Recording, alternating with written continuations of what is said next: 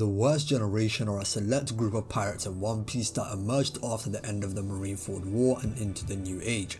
These pirates are known as problem children because of the chaos they would cause in the New World. Whenever there was a major incident, you could be sure it was a member of the Worst Generation that was behind it all. The Worst Generation consists of the 11 super rookies that reached Shabondi at the same time 2 years ago, and Marshall D. Teach, also known as Blackbeard. These pirates are the ones that are leading this current New Age, and it's believed by Big News Morgans that one of the pirates of the Worst Generation will become the Pirate King. Now we understand who these pirates are, we can begin to stack them against each other, determine what the pecking order is amongst these pirates as of this recording. If you enjoy these types of ranking videos, let me know by smashing the like button and subscribing to the channel, and as always, your support is much appreciated. To start things off in Tier E, we have Jory, Bonnie, Capone, Beige, and Basil Hawkins. These two are who most would probably rank at the bottom as well, and for good reason. For Beige, his feats aren't anything special compared to the rest on his list, as he doesn't actually do much aside from shoot his pistols at fodder for the most part. His best feats would be knocking down Oven with a pistol shot, which even then it doesn't scale Beige to him, as Oven was caught off guard and was fine after getting up. In his Big Father mode, Beige was able to take on 1 or 2 attacks from base Big Mom before collapsing, and anything more would have probably killed him. As for Hawkins, he held the rank of headliner on the Beast Pirates. Kaido's crew's a meritocracy, meaning everyone is ranked according to how strong they are. As a headliner, Hawkins ranks below all the Tobiropo, which is why he's on the bottom tier. His best feats would be reacting to Act 1 Law's shambles and clashing swords with him evenly. He was also able to pressure Act 1 Zoro a little bit as well, however Zoro was forced to remain in a fixed spot as he was riding on the back of Komichio and was protecting Luffy and Tama. Lastly, for Bonnie, the only reason she's at the bottom is due to a lack of feats. If I was projecting, I definitely think that she can be shown stronger than Beige and Hawkins, but there's no concrete proof at the moment. The best thing for Bonnie that I can even find that gasses her up a little bit is that she gave Luffy and Law a light compliment for being able to take down Doflamingo. She wasn't really surprised that they were capable of beating him and was glad that her rivals were doing well. Now you can do with that what you will, but that's all for Tier E. Now for Tier D, we have the Mad Monk Aruj, Scratchman Apu, and X-Drake. X-Drake held the rank of Tobiropo, meaning he ranks above all the headliners but below the 3 calamities. Apu was also a member of Kaido's crew, however his role was an informant and we don't know which rank he had or if he had one to begin with. Given his feats though, he should be on the level of the Flying Six because throughout the raid, Apu and Drake have consistently been shown to be around the same level ever since Drake defected from the Beast Pirates. Apu is the user of the Oto no Mi, which allows him to transform his body parts into musical instruments. By playing certain sounds, he can send out different forms of attacks like slashes and explosions. Apu's attacks will always land as long as you can hear his music. However, the weakness is that it requires Apu's line of sight to aim his attacks, so if one figures that out, then depending on how fast one is, they could render his ability useless, which is what Drake ended up doing after he figured this out. Ever since Drake defected, he was capable of holding off 2-Sword Zoro, and Apu was holding his own against both Zoro and Drake at the same time as he was being chased for the Eyes Only antidote. Apu is also praised for his toughness by Brook after getting up from a direct attack from an enraged Zoro. Against CP0, Apu can withstand a direct hit from Guanaka's Shigan to the neck by protecting himself with his armored haki, then countered with a sound explosive which knocked Guanika down. Drake and Apu go on to have a 2v2 fight against CP0, Maha and Guanika, and after some time, Apu left Drake after he was defeated by Guanika. Drake is praised for being a tough fighter by Guanika because the fight was longer than expected. Now for Aruj, the last time we heard about him, he was capable of defeating Snack, who was a former sweet general of the Big Mom Pirates. In fact, the reason why Snack lost his rank is actually because Aruj beat him. Snack scaling is kinda weird, so depending on your interpretations of Snack, Aruj can be the strongest or the weakest of this tier. A high-end scale for Snack would be that since he was a former Sweet General, he should be stronger than Perospero, as the Sweet Generals are Big Mom's strongest officers. Perospero can seemingly give base Nekomamushi a tough fight, although Neko was still injured after his fight with Kaido. Base Neko is strong enough to go toe to toe with base Jack for 12 hours. Neko is also equals with Inu, and base Inu was able to hold his own against hybrid Jack. However, a low end skill for Snack would be his face off against Vinsmoke Judge. Now this fight was off screen, but it's very strange that we had a panel of Judge after their face off, but no panel of Snack for the rest of the arc. This could be interpreted as their fight ended in a stalemate or Judge potentially won, but to be honest, this isn't a very scalable moment and it's just something to me that's a bit strange. Anyways, for how I'd rank these three, it will be Aruj first, then Drake, and lastly Apu. Apu and Drake is a toss-up, but I'll favour Drake just because he knows Apu's weakness, and Aruj's low-end scaling to Judge just doesn't seem very consistent to me, otherwise he wouldn't even be on this tier to begin with. Even if Perospero is stronger than Snack, it shouldn't be by that wide of a gap for Aruj not to be the strongest of this tier. Drake and Apu don't have much of a case against Aruj when they were outperformed by a heavily injured Izo against Maha and Guanica. Although the fight was off screen, from what we can tell, Izo was able to knock down Guanica and kill Maha, although he did die in the process. Since Aruj scales higher than Snack, he should at least be comparable to Izo, who has proven himself stronger than Drake and Apu. Now for tier C, we only have Killer, and the reason for this is that I can't put him on tier D because he clears everyone on that level, and he can't be on tier B because they are clearly on a different level to him, so I just had to give him his own tier.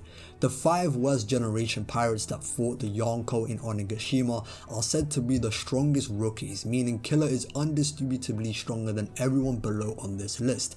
Killer is so strong that Kaido was impressed by his attacks and could even bypass Kaido's dragon skills using his Sonic Scyther. Not only are his attacks strong, but he can also endure direct hits from Big Mom and not suffer that much damage at all. In fact, Killer seemingly withstood Big Mom's full Gora attack better than even Kid did, who's his own captain. He then fights Hawkins, who holds Kid's life hostage, basically making Killer a free punching bag. However, as soon as Killer finds out a workaround and saves Kid, he defeats Hawkins with no difficulty whatsoever. Now for tier B, we have Eustace Kid and Trafalgar Law. It doesn't really matter who you think is stronger between the two of them, as Oda has been portraying these two as nigh equals throughout the Onigashima raid. However, if I had to give an order, I'd take Law over Kid. During the Yonko battle on the rooftop, Kid and Law both found a way to bypass Kaido's defenses. Law's Delphi abilities allowed him to surgically bypass Kaido's defenses, and by compacting and compressing Kaido with the metal Kid had brought along with him, he was able to bypass Kaido's defenses too. As impressive as they were against Kaido, they were even more impressive when they faced Big Mom. After realizing that they were getting nowhere in the fight by using only their base abilities, Kid and Law pulled out their awakened abilities and gave Big Mom the most pain that she had felt in a very long time, which forced her to use a year of her own lifespan in order to get even stronger than she already was. Despite Big Mom's growth, Kid and Law was still able to deal severe damage with their combo awakened attacks. With their consecutive shock will and corner D of attacks, Kid and Law were able to break Big Mom's arm and ribs, which forced her to use her Delphi abilities to heal her bones. Ever since they used their awakening, Big Mom was wary and cautious of their attacks, which is a testament to Law and Kid's power. Their finishes that finally took out Big Mom was the Damned Punk and the Puncture Will. The Damned Punk is Kid's trump card and it's a massive railgun that shoots a metallic beam. As for the Puncture Will, this is Law's strongest awakened attack. It's essentially a upgraded Shock Will, which is a massive shockwave based attack that destroys his enemies from the inside out. The power of Law's attack can be seen from the massive crater that it left behind underneath Onigashima. Now for the A tier, we have Ronanoa Zoro, and unfortunately, just like Killer, he has to be in a tier of his own because he's not quite on that S tier yet, and he's clearly separated himself from the B tier. This clear separation between tier B and Zoro started ever since Zoro was able to consciously coat himself in Advanced Conqueror's Haki. Advanced Conqueror's Haki is said by Kaido to be a power only a handful of the very strongest can wield. Unlike the other types of Haki, Conqueror's Haki can't be strengthened through training. The only way to strengthen one's Conqueror's Haki is for the user themselves to become overall stronger. Essentially, the strength of one's Conqueror's Haki is a reflection of how strong the user actually is. Kid only has base Conqueror's Haki, meaning those on his level like Law cannot be on Zoro's level. Zoro had many impressive feats during the Onigashima raid, such as blocking and enduring the Hakai from Kaido and Big Mom in order to buy time for Law to teleport them to safety. This caused Zoro to break 20 to 30 of his bones, but he continued fighting and Law couldn't believe that Zoro could still fight despite his condition. In this very bad condition, he was able to blitz and scar Kaido using his Ultra state, and Law was in absolute shock seeing Zoro being able to do this. He then fights King, who's even more durable than Kaido in his defense mode.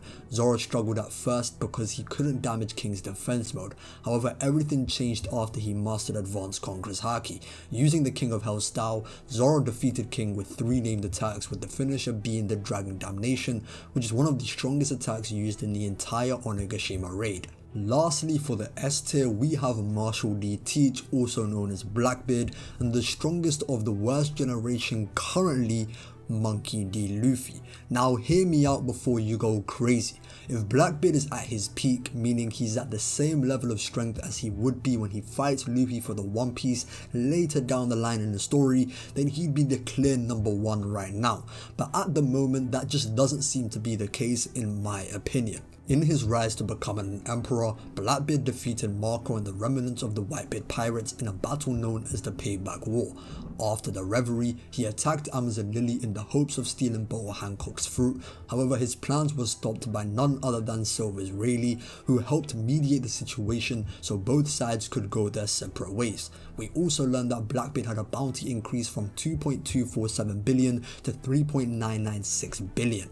In my opinion, I think Oda is using the bounty to somewhat represent not only how big of a threat the Blackbeard pirates are becoming, but to indicate when Blackbeard himself will reach his peak power. Currently, he still has a lower bounty than the original 4 emperors, and I'm assuming that Oda will give him a higher bounty than all of them at some point, which in my opinion is when he defeats Shanks. His fight against Shanks will somewhat be what Luffy's fight against Kaido was, to take Blackbeard to the next level. Other than that, Blackbeard waited near Wano for either Kid, Law or Luffy to run into him so he can steal their poneglyph. Blackbeard soundly defeated Law, who was the unlucky pirate that ran into him. However, he didn't leave unscathed. Blackbeard's biggest weakness is his overconfidence and carelessness, which is what Whitebeard exposed in Marineford, and Law was able to take full advantage of this. Now for Luffy, his rise to becoming an emperor was by defeating Kaido, who was known as the strongest pirate in the world. Kaido believed that there was no one in the world that could defeat him except for Joy Boy. Kaido also states, and is later proved correct, that a powerful devil fruit isn't enough to dominate the seas, and that is Haki that transcends all. When Luffy awakened his devil fruit, he officially became Joy Boy, and in the last clash against Kaido, there's an editor's note saying, "A fierce Haki clash. Who will prevail?" Ultimately, Luffy's Haki transcended Kaido's, which proved Kaido's belief that Joy Boy was stronger than him. Of all the worst generation pirates, Luffy clearly has the best feats and narrative portrayal currently, and until Blackbeard shows that he's of that Pirate King level, which I know that he will show at some point, Luffy deserves the top spot for now. Anyways, that's all for this video, so if you enjoyed, leave a like and don't forget to comment your thoughts down below. Make sure to join my Discord server as well, the link is also in the description below. I've been the one and only Zage, and until next time.